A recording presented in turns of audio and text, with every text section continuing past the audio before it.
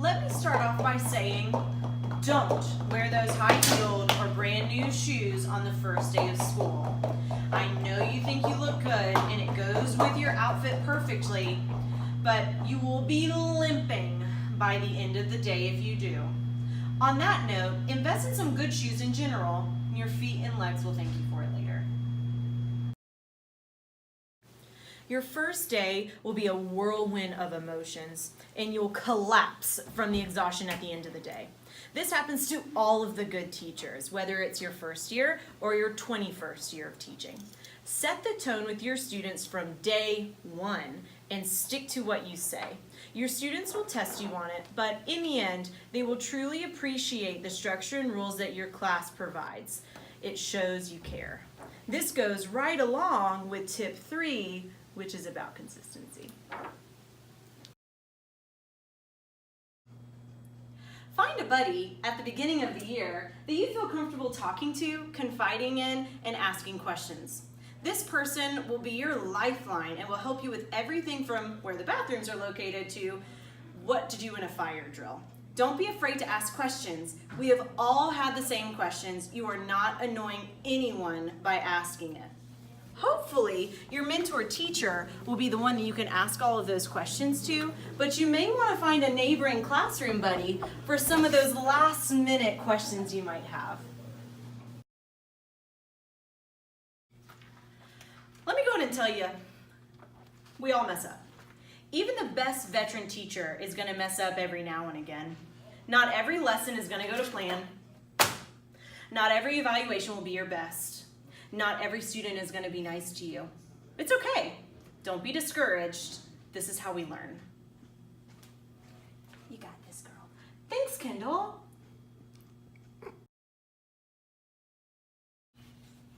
It's often said that teachers should have a plan B.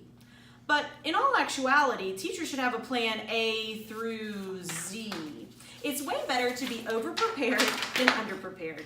Coherent, connected learning progression is super important in the classroom. Keeping your students engaged will cut down on behavior problems. Problem behaviors tend to happen out of boredom, so keep the lesson moving and interactive. Tip 5, about engagement, will help you understand that your students are learning when they are talking. Students sitting quietly in rows is not the key to teaching success. Sometimes the best and most engaging lessons are the loudest. It's okay. Let them talk and learn from each other. Reflection is key for teachers. If you aren't learning, you aren't growing.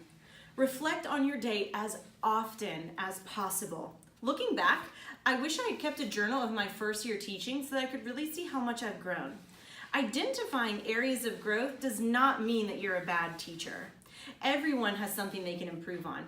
After all, no one's perfect. This year, I found that my main area of growth is finding connections for my students. As a math teacher, it can be easy to get bogged down in the content and forget to bring the outside world in. I've put in efforts to let my students explore more and mindlessly copy down notes less. But not every teacher is the same. I found that my area of growth was tip 4, challenging learning experiences.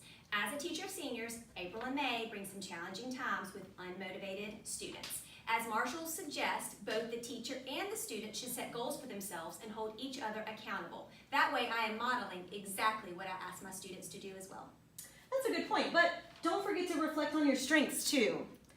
I am great at bringing engagement and student involvement into my lessons. We all have weaknesses, but we're also all good at something.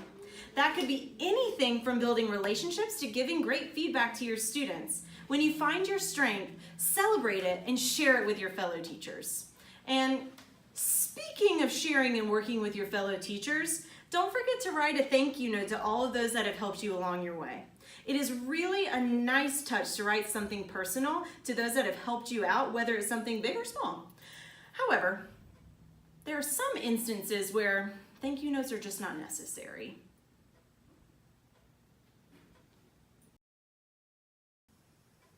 Thank you, student in the second row, for pointing out that you weren't even born the year that I graduated from high school.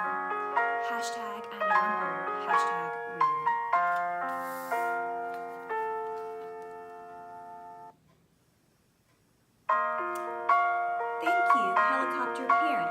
emailing to remind me that I haven't updated my website in 2 days. Hashtag ain't nobody got time for that.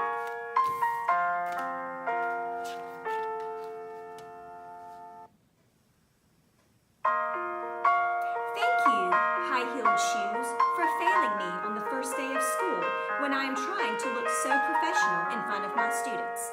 Hashtag I can't feel my pinky toe.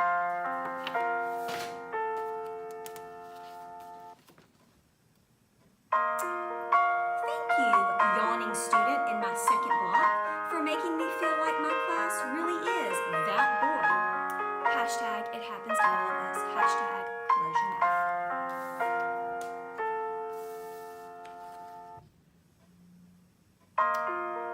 Thank you, Promethean board, for dying the minute that the evaluator walks in to observe me on technology integration. Hashtag technology at its best. Hashtag we need it. And last but not least, have fun. Students can tell when you don't love what you're doing. Let your enthusiasm show and rub off on your students. In the end, your passion makes all the difference.